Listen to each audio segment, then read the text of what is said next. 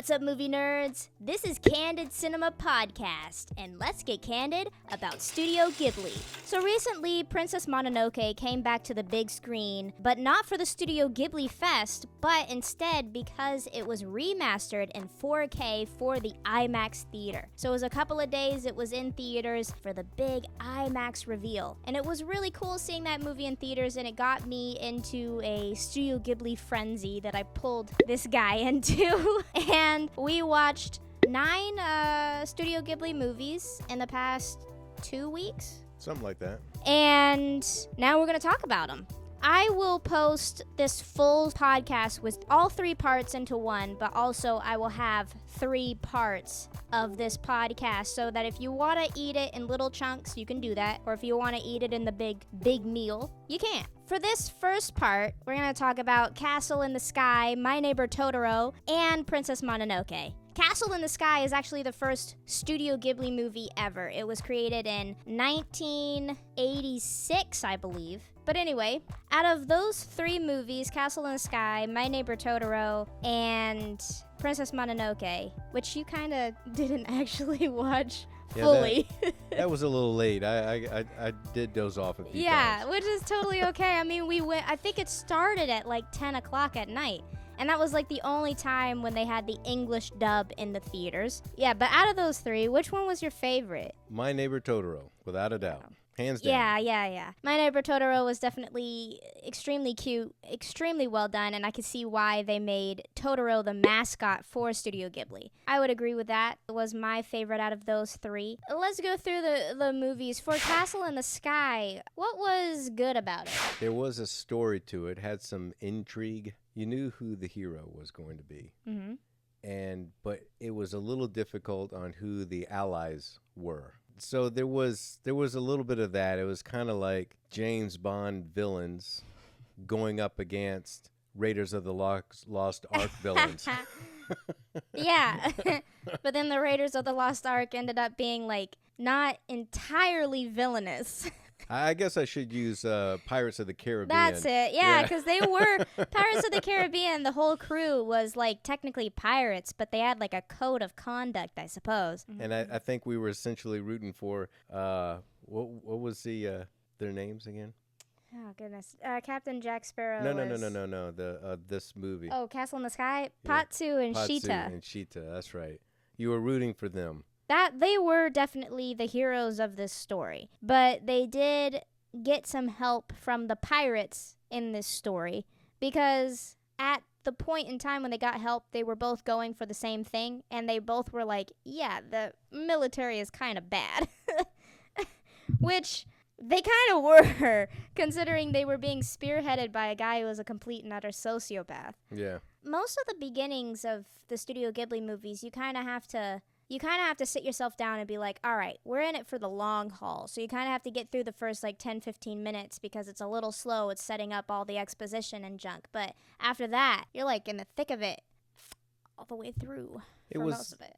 It was a little difficult to discern what the aim was at the beginning. Mm-hmm. I mean, what were their goals? Mm-hmm. That wasn't really clear because when the movie kind of ended up, that's not really what I expected at the beginning.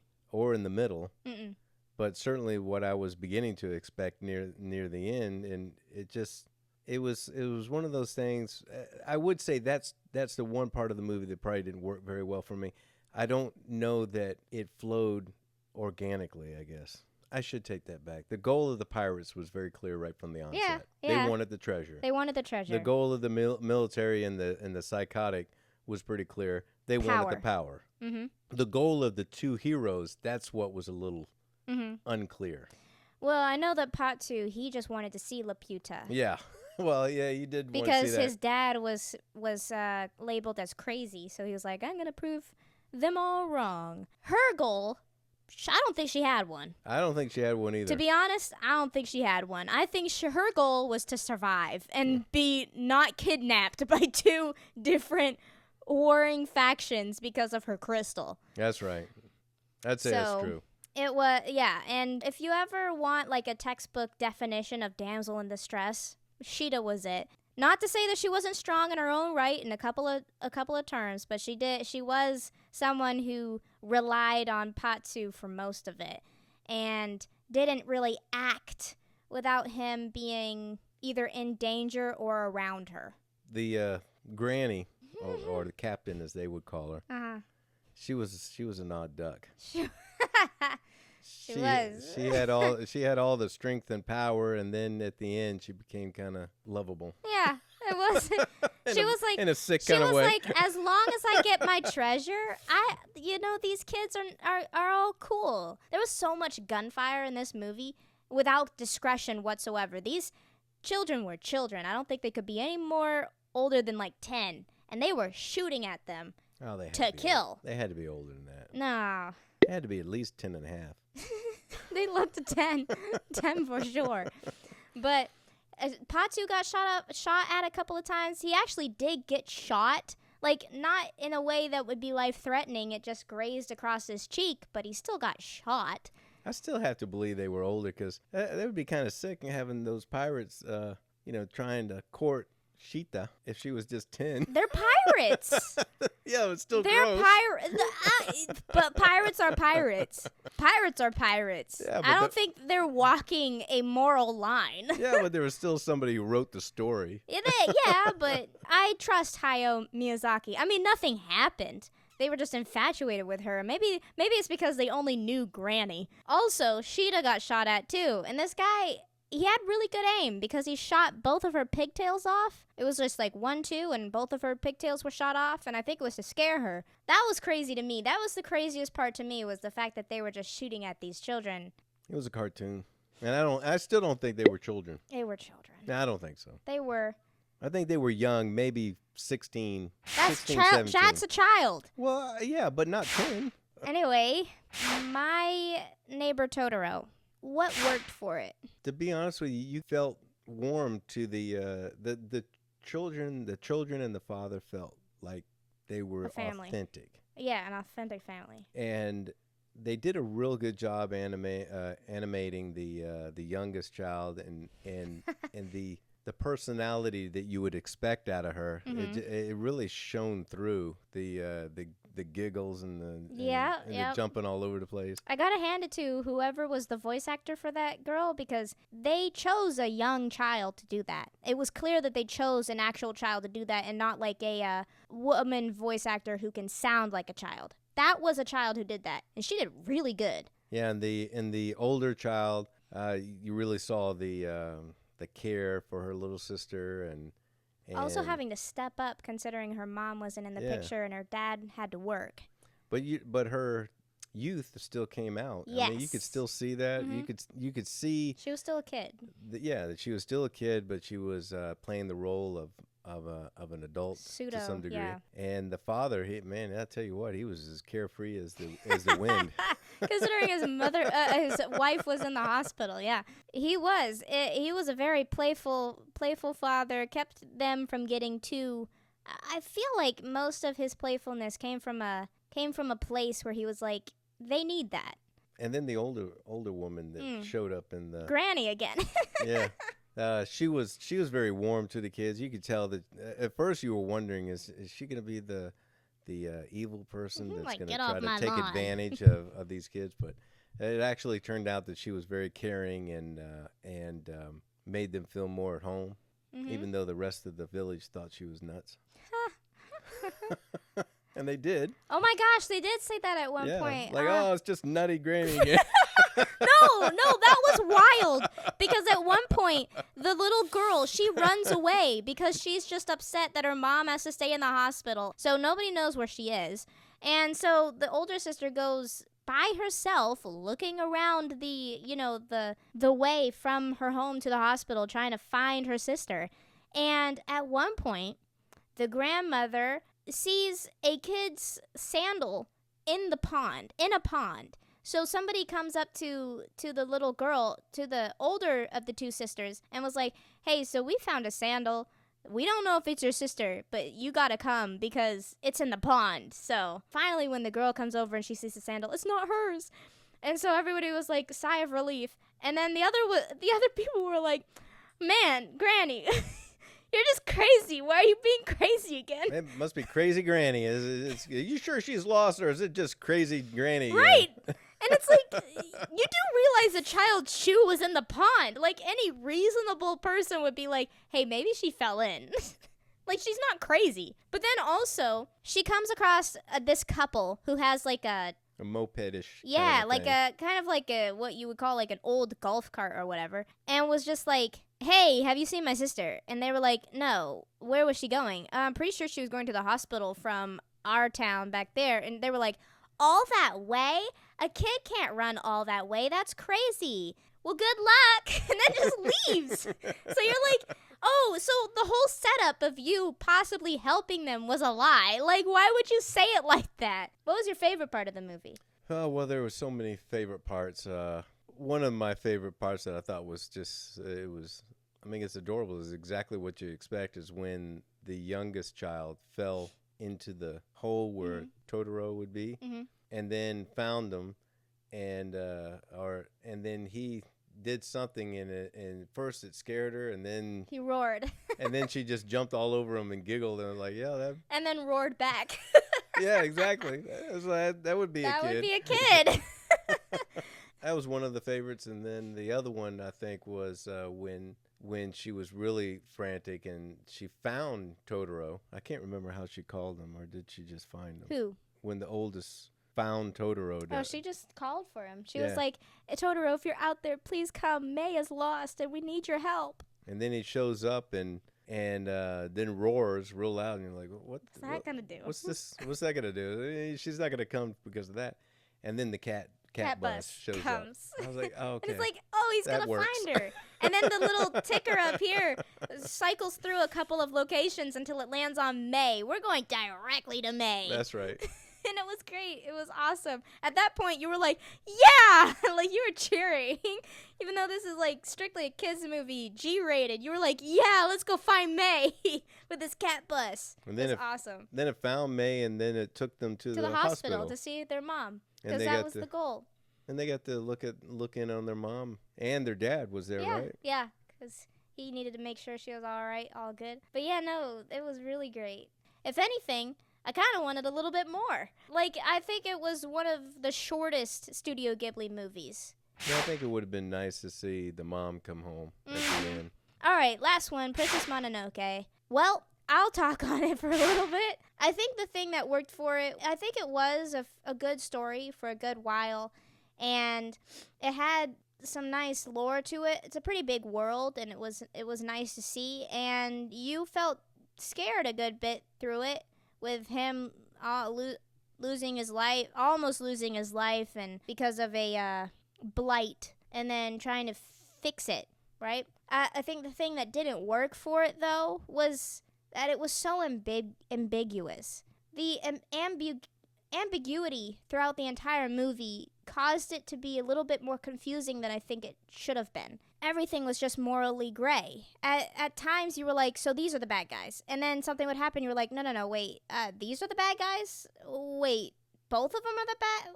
I'm so confused right now. Then at the end, the finishing part was like not even that satisfying. And if you want to flame me in the comments, fine. You understood Princess Mononoke? All right. But it was like he was trying to live in two worlds at the same time, and it just didn't seem doable. And then also, it also seemed like nobody really completely learned the lesson. There were great parts to this movie, and great animation, and great drawings. Like, it was beautiful. But the ambiguity just hurt it, I think. Like I said, Princess Mononoke is probably my least favorite of those three, only because of that. I think if it had more of a clear statement and a clear path, it would have been higher than Castle in the Sky, since those are like the first three of the older movies.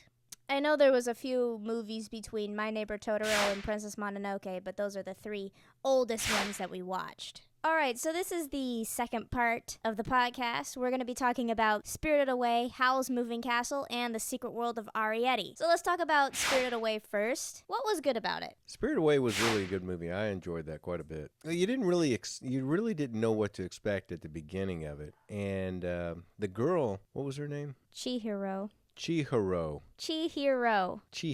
Better? Okay. Because she seemed to be the moral compass of the movie. She didn't want to eat the food because they hadn't paid for it. There's a lot of things she didn't want to do, and she wasn't looking for handouts. She wasn't greedy. So yeah, the things that really worked for me or was good about the movie was it had a moral story to it. She was definitely what you would call a hero, because everything in this movie was working against her, and she thwarted it at like every turn. She was smart, she was capable, and she still felt real. So all of the capabilities and the smartness came from being her own self. It wasn't like they made this girl all powerful or like stronger than what like a 14-year-old would be. She felt real, and she was really good at what she did. Well, she also didn't. It would have been very easy for her to give in to the greed, to give in to the temptations that were throughout, and yet she resisted them. She resisted like everything. She almost it almost seemed like she resisted them out of fear that it was just plain wrong to do it. And you know what? It kept her out of trouble for the most part. Yeah. And hey, she knew what was right. She knew what was wrong, and she was going to do what was right. Now, there were times where she couldn't, like, stop things from happening, like her parents turning into pigs or her having to basically be a slave in this place. You know, pig is such an awful word, isn't it? It's like an insult. They could have turned into any particular animal and it would have been just as bad, right? I suppose. But they turned into pigs. Because they were greedy. Because they were pigs. They were. And maybe that's what it was. They turned into what they were. How they were acting, I guess. I don't Possibly. know. But every single pig in that area was... Okay. Also, what's crazy is that you've got to think about, like, legitimately, every pig in that movie was a human at one point. Yeah. Like, they were eating them. They were slaughtering these pigs and eating them. Like, they literally said that they did that specifically for, like, bacon. And I know bacon's good, but it ain't that good. It's like, Chihiro actually said at one point, it's like, don't eat anymore so that you don't get fat and they'll kill you. Just stop eating. Let me be able to fix it. Her being so different from every single character in that movie was what helped her in so many ways. Like when she was kind to the big slime monster that stunk horribly. She got medicine that in turn helped Haku later to be able to figure out who he was and to get out of the witch's clutches. Her not taking gold from No Face kept her from being eaten. Yeah. Because there were a lot of folks who were just taking gold from this man and getting eaten. And he was completely changed by her, by the way she behaved. Yeah. He went from being lonely and wanting to just consume everything to being able to actually get a friend and not being who he was inherently. Because, I mean, the witch was like, it's a No-Face. They're terrible news. The spider guy, I mean, she was nice to him and served him and ended up getting the bus tickets from him. Exactly. Yeah, the train tickets. Yeah, he said that he was like saving them for years. He had something to do with them, but you know what? You can take it. It's all good. That's right. It's all good. It's probably because she was nice to the ash sprites. The soot sprites. Every time. Every time I get them wrong. They were fun. Yeah, they were great. They were a big help to Chihiro and Spirited Away as well. I mean, it was quite, to have that kind of character and well, I mean, I know it's a cartoon and everything, but you got to have a hero and all that. But she really underwent a lot of challenges that would crush most people. Tremendous tribulation, and she lost her parents. Through. She was enslaved. She had to find work. And nobody wanted her. Nope. Everybody was rude. Everybody said she was ugly. Yeah, because she was a human. Stunk. That's what she stunk like a human. Well, by the end of it, they were all loving her. Yeah. For lack of a better term, that's what they were doing. Chihiro was a strong character in a way that you were just rooting for her the entire time. She was awesome. What was the craziest part about Spirited Away, you think?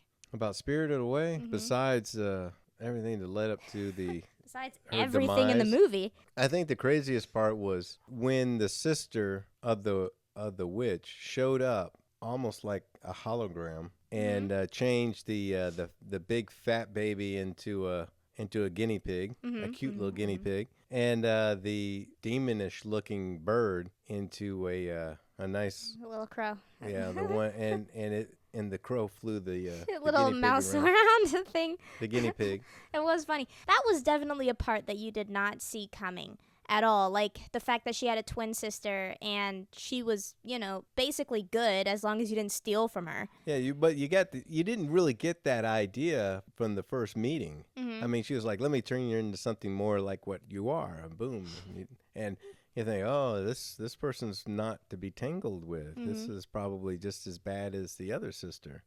But then she was good, and she actually helped Chihiro and was No Face's friend. That's who he befriended later on, or got befriended by. That was a crazy part, but I was going to say that another crazy part was the fact that the parents were so willing just to eat random food in the middle of nowhere with no attendant nearby. They were like, yeah, we'll just pay afterwards. But if I saw a bunch of food just sitting out on a table in the middle of nowhere with nobody tending to it, I'm not eating I would not touch it. You I don't don't know how long it's been there. I don't know what's in it. You don't know what's in it. You don't know what it's made from. And then the fact that they're just gorging themselves on it was crazy. Unfortunately, the artwork on the DVD shows Chihiro and a pig. It kind of spoiled you to the fact that the parents were going to turn into pigs. Yeah. After that, though, you didn't know what was going to happen. Yeah, because that's why I guessed that they were going to be pigs. Because, first of all, it was that drawing that gave me the idea. And then they were acting like pigs. I mean, they were just they were hogging it down. faces. The other thing that was interesting was you really didn't know that the boy, what was his name again?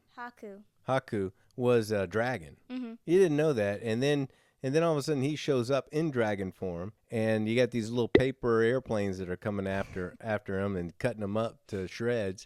Then she has to climb the castle to get to him. When she finally caught up with him and he's dying, she finds out that he stole something, right? And she got that, and then the demon blob comes out of him. And she squishes and she it. squishes it with her foot. Which ended up being his curse, so he was able to, get better. Get away from the witch. And then she went to see the sister. It was after a great she movie. got the tickets. It's a great movie. Loved the movie. And No Face wanted to go with her. Because why did he did? Because she was awesome. He had no other person in the whole place who wanted to deal with him. treated him like that. Yeah, who treated him well. And, not wanting something from him. The only thing anybody ever wanted from him was what he could give them, and she was just different. And then he became a seamstress. Yeah, it was cute. It was great. This is an awesome movie. I love it. So what would you rate it out of 10? Out of 10, I'd probably put it at 8.5. Gosh, I say 9. Really? See, I'm giving a 9 to the My Neighbor Totoro. So, you can say 9 for both. I could. All right, 9. 9 it is. All right. Good. All right.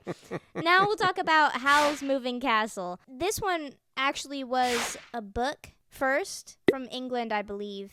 Anyway, what worked about Howl's Moving Castle? It started out interesting because you meet Sophie early on, and she's kind of like a librarian to me. That was the impression I got. She was a hat maker. Yeah, but she had the librarian. She was very comely. What they wanted to say, she was. Yeah, dressed very homely. Aren't they both the same? Comely, I think, is attractive. Okay. Maybe, I don't know. Well, we'll say homely. They were trying to say she was homely. I mean, she dressed like an old person would. And it wasn't that she was homely. She was just plain. Maybe that's it. Yeah. I mean, to the viewers, I don't think she was homely at all, but definitely to the people in the story, she was. And then you meet, so she's getting attacked at the beginning, and you meet Howl at the beginning, and they go dancing on the air, And it's like he was infatuated with her at point one. Yeah, day one. And he was so calm, he was so easygoing, and you think, okay, and then all of a sudden he's gone. Mm-hmm. And the next thing you know, this witch shows up in her hat making store and makes fun of her, and then curses her into being old. And she made fun of the hat making store. She was like, "This is so plain, and you're so plain. So how about you be plain, be who you are." And the worst thing is you can't tell anybody. Yeah. And so she freaked out. And, for like 3 seconds. For like 3 seconds, yeah. Then she was like, you know what? This whatever. is actually too bad. Now I can, dress the way I want to, and nobody's going to make fun of me because I'm an old lady. And I will say there was a lot of one-liners in there that Mm-hmm. made you laugh with her. And then she meets Turnip Head. Mm-hmm. And I liked that character was a fun character. So fun. I think he's like a favorite of a lot of people. Yeah, he just kept following her, and he'd get himself into trouble, and she'd fix him, and then they happen upon the moving castle. Mm-hmm. I thought the details were really fun and interesting. That the fact that this castle is moving, but they have several places of business that are like stationary, and all you got to do is turn a little knob on the door, and you get to go to wherever that knob is placed, like a teleportation device, but basically a little more simple. I mean, it's not like the Star Trek transporter. Yeah, it's not like that. It's more like a portal. Anyway, the other thing that was interesting about the movie was the fire. What was his name? Calcifer. Calcifer is great. Billy Crystal. he was Billy Crystal all the way because he had that. You could tell. He had that sharp wit, but Sophie had a way of controlling him. Just be like, you stop that. That actually befuddled the little boy because the little boy was thinking, "There's no way he's not going to do anything for you." Yeah. Oh yeah, he did. You're right. No, I'll get him to do it. She was like, "Pipe down, or else I'll throw water on you." It's like, "You can't do that. I'll die." It's like, "Well, do what I tell you to then." It's like, okay. And even Howl said, "You got to be nicer to Calcifer." It's like, no, I don't. He's not my fire demon. He's yours. Yeah, and that's what he was called too. I don't care. Strange. I do not care. And they figured that out real quick. What was crazy was the fact that her mom was like, she betrayed her. Oh, that's right. I forgot about her. I don't know exactly what it entailed. I think she was snitching on Sophie and Howl's like location to the Empress, the Queen, or whoever she was, the big bad. But when she met Sophie after Sophie was cursed and then discovered who it was, she was like undeterred by that. She was like, "I'm sorry, Sophie, but I had to do this. For money? Was it for money?" I can't remember. I think it like was. I think it was prestige or something like that. That's how like ridiculous her betrayal was. It wasn't even like a good betrayal. Like you don't even remember what she was betraying her for, and it didn't even work in the end. So I had the impression that Howl was going to be strong and in control, and then all of a sudden, in the middle of the movie, something happens. Meltdown. She cleans, right? Uh-huh. And now he can't find something. And then his hair turned black instead of blonde. That's so what it his was. vanity and he caused was him a so meltdown. Destroyed that he started to melt, literally melt. Like he had a meltdown. Like it's not even like a euphemism. He had a meltdown. And instead of freaking out like most people would freak out when they see somebody melting, Sophie was like, get yourself together. Get up and pull yourself together. Seriously. Man up. Your black hair looks great. Like you could look like me. You could be like me. You're beautiful. I think that was because he didn't have quote unquote a heart anymore at that point. So his only thing was his looks. And when he lost that to him, everything was lost. Yeah. But finally he was able to get his heart back at the end, and they got together. It was a nice little love story. It was great. Well, we can't forget about the big-headed witch when she showed up to the princess, because they were all ordered to show up, right? Yeah. And so she shows up, and she has the two people that are carrying her, And of course, the rule is no, you can't. Can't do have a that. vehicle. You have to get up there by yourself. So she had to walk up those stairs. She was melting the entire way, just sweating. Yeah, just dying. And Sophie was making fun of her all the way. It was like, great. If you look, I'm older than you right now, and I have a crickety back, but I'm walking fast. And she was like carrying a dog too that apparently weighed like 100 pounds. Oh yeah, that's right. That's right. The Empress, I'm still saying Empress, but I don't really know her title or whatever. But she called all of the witches and warlocks, I suppose, over to drain them of their power. She got the big head witch and took everything away from her, and so she turned into like this senile old lady, and then almost caused the destruction at the end by stealing Calcifer and almost causing him to die and Howl to die. Yeah. Sophie figured it out at the end and broke her curse as well. Came young again and all lived happily ever after. Even Turniphead, he got his curse broken as well, which was crazy also. The fact that True Love's kiss made him turn back into a human. So what would you rate Howl's Moving Castle out of 10? I think a 10. Really?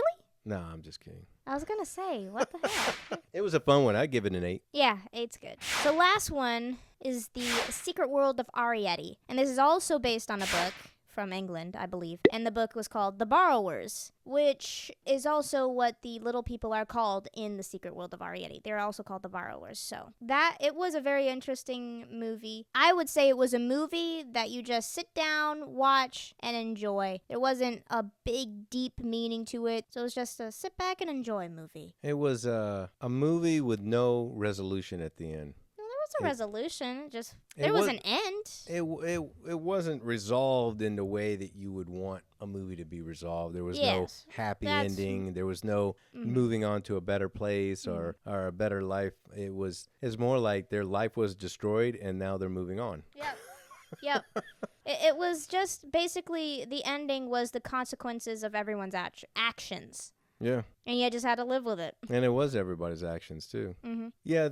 At the beginning, she gets discovered by the boy that's dying, and he's a human. And then he discovers their living quarters, which is basically inside the walls or floorboards of the actual house. Yep. And they go out and what would you call it? Scrounge at the during the night or forage at night for like sugar cubes or tissue or whatever. paper. They only take what they need. They only took what they need and what wouldn't be noticed. Right, and which is why it's called The Borrowers. So, and then they also can't take anything directly from the humans or have any contact with the humans whatsoever, or else they could be killed. Yeah, it wasn't that they couldn't, it's that they wouldn't, right? Otherwise the humans would know where they were and they'd be so curious that they just want to catch the borrowers and upend their lives. And you get those parents in movies where they say stuff like this and you're like, "Oh, you're just being overly protective and a little bit crazy." And it's not really how everything goes, but in this movie it kind of was. That's the way it went.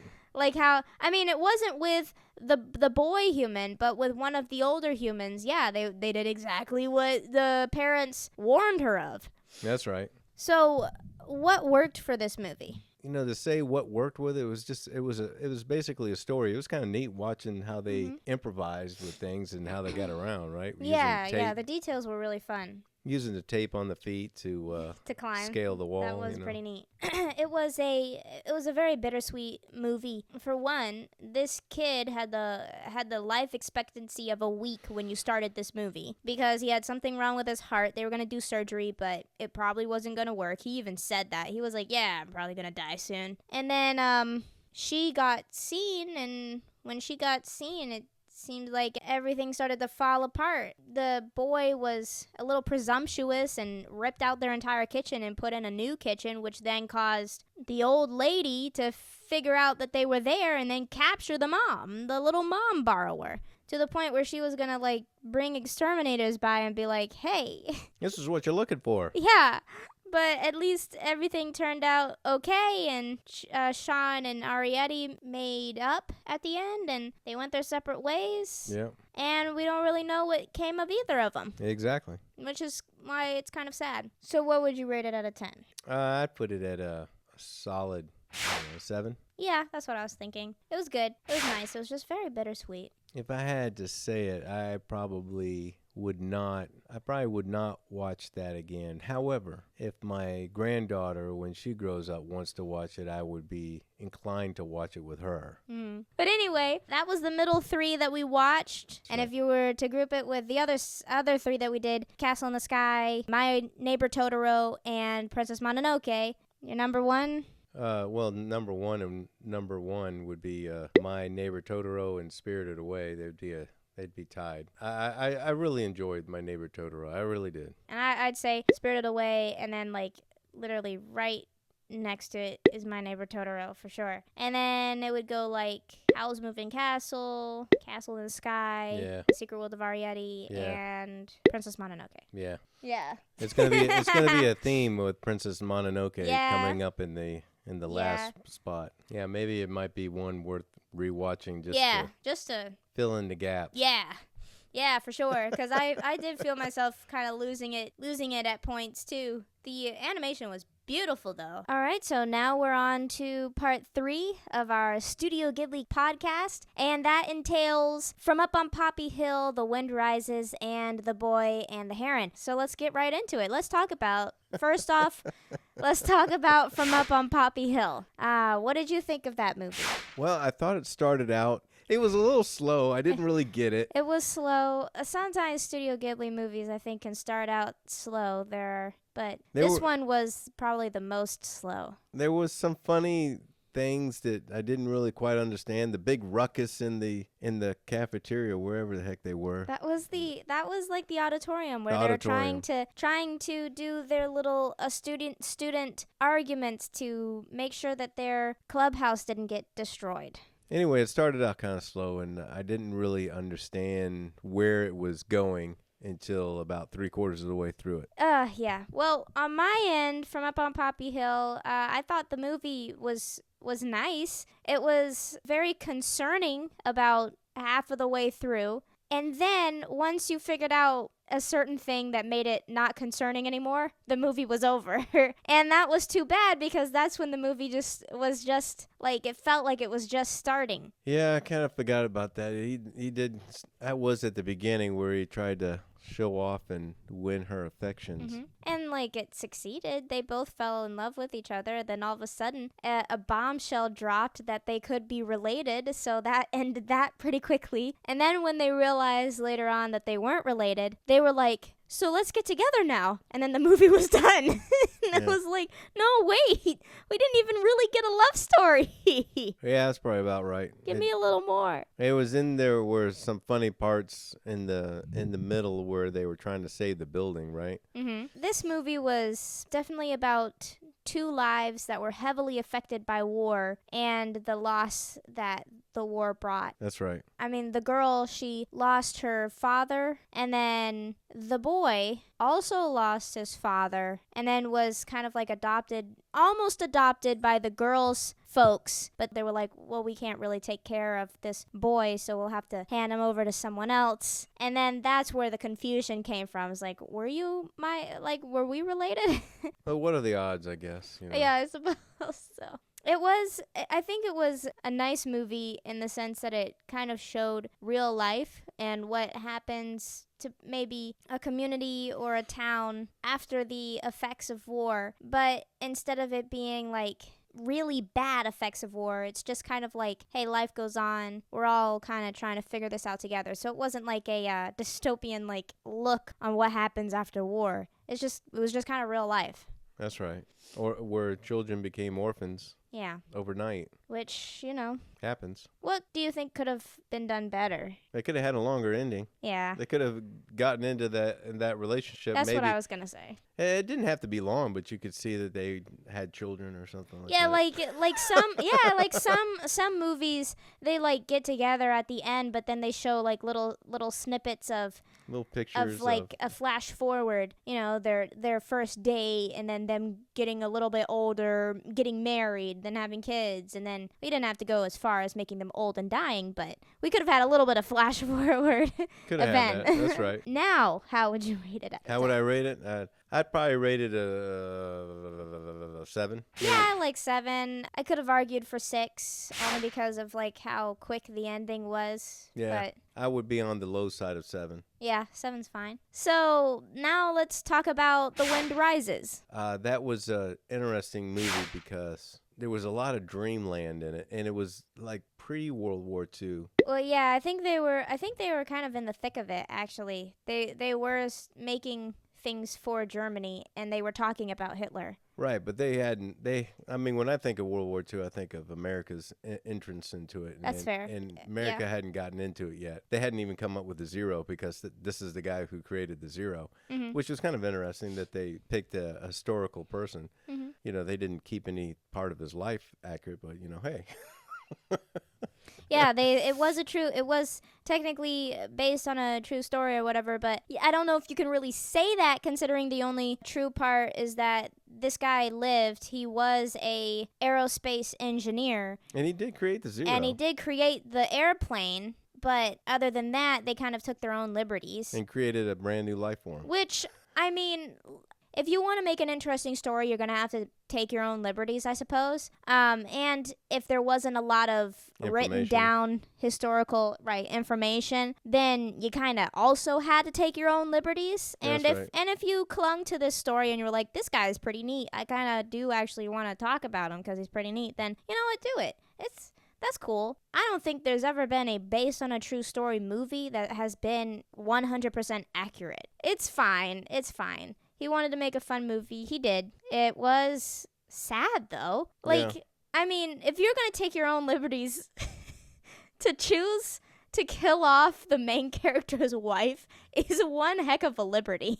Because we don't know what happened to his actual wife. We just know that he was married. So yeah, it doesn't even mention when she died, so we don't know. Even if she did die early or outlived him. Right. So it is a very interesting liberty to take. He killed her off in probably one of the more worst ways that you can go, and that was tuberculosis. So I'm sure she was in just misery. Yeah. For a good bit of it. And then to the point where she was like, I'm not going to die around my family, so I'll just leave a note, go off to a psychiatry asylum. Well, I thought she went to a place where TB patients go. Yeah, they just quarantine them in one little area. It's not like they're doing anything for them, though. Well, you know, I mean, and they all sleep outside in sleeping bags. Yeah, back in those days, they had weird ideas of what might help or treat the disease. And certainly. In fact, in America, the TB patients were put down inside a mammoth cave in the deepest parts in the dark, and that's where they lived out the rest of their days. Which sounds miserable. Which sounds awful. It's like, I am so glad we have the medical know-how that we do now. So it was too bad that they had to kill her off, especially when we just started to get to know her too, and like the little bit of a love story. The sister was kind of interesting. She got mad. She got all mad at him because he wasn't spending enough time with his wife, and she was sick. He didn't even get to see her go. She just left, and he never got to see her again. And like I chose that one specifically because I heard it was a nice romance story, but you didn't get enough of it. It wasn't enough. Yeah. But yeah. So what do you rate it out of 10? 6.5. You gonna rate it lower than From Up on Poppy Hill? Yeah, I think so. All right. Well, let's talk about our last movie that we both collectively saw, The Boy and the Heron. The Boy and the Heron. This was an interesting one because you thought, he loses his mother. His mother dies right at the beginning. Yep. Fire. There's a Studio Ghibli theme right there. And his father's kind of over the top, and the new mom was really nice. Cool. She was nice, but he didn't want to have anything to do with her because he was mourning the loss of his mother. Exactly, which is understandable. And I feel they were sisters. The mom and the new mom, they were sisters. Oh yeah, it was. Yeah, okay. I'm pretty sure.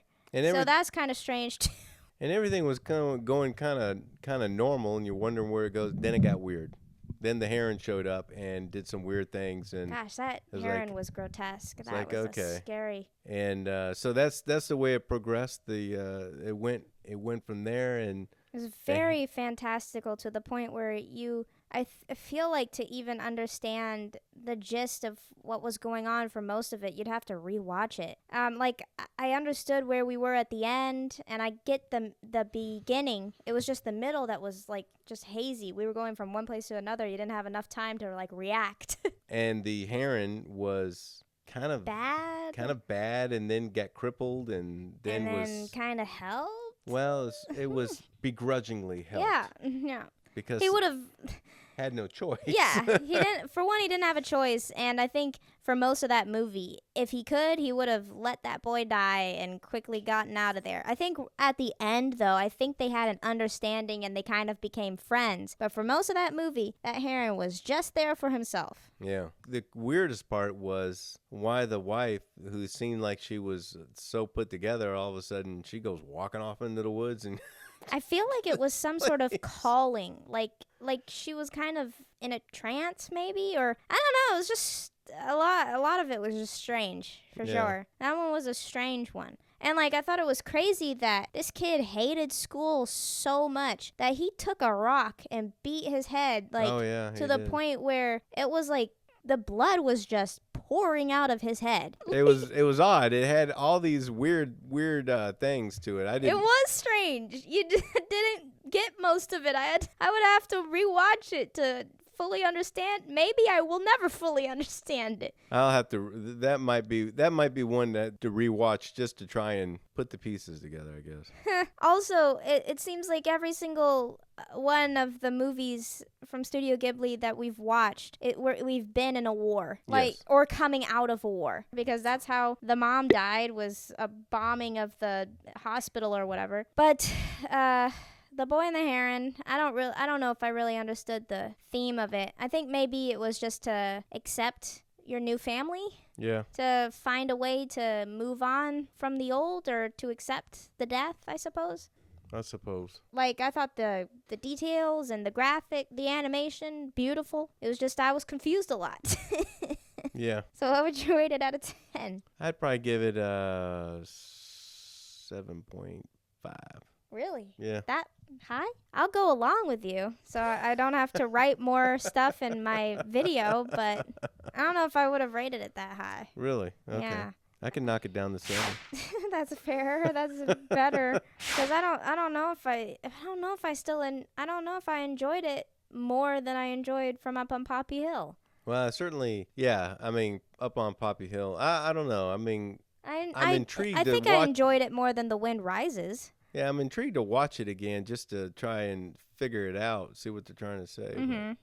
Anyway, I kind of like not having to be forced to rewatch a movie to understand it. Yeah, I get you. Yeah, so that was all of our movies. We watched 9 of them. So out of those 9 movies, go down the list. How would you slot them all? 1 to 9. I'd go with My Neighbor Totoro, Spirit Away, Howl's Moving Castle, Castle in the Sky, The Secret World of Arrietty, From Up on Poppy Hill, The Boy and the Heron, Wind Rises, Princess Mononoke. I will agree with that listing, except I switch Spirited Away and My Neighbor Totoro. I think that's a clue for us to rewatch Princess Mononoke, because I am sure that it's higher up in the list. We just watched it so late at night that I was just freaking out and upset because I kept my dad out so late and he had to go to work the next day and my dad was sleeping. Comment down what your favorite Studio Ghibli movie is. I would love to hear from all of you. And with that, we're done with our first official podcast. Wrap that up and give it to a child on Christmas, because we're done. Thank you for watching our first ever podcast. Whether it was in the tiny chunks or all at once, thank you. Make sure you click right up here to see more of my review videos. It'll be a playlist. And then also right down here for a video that's best for you. And if you want to see all of the stuff, just click right here for the subscribe button. And just remember, right here at Candid Cinema, it's okay to talk, it's okay to text, and I will see you later. Bye. Don't forget to like and subscribe.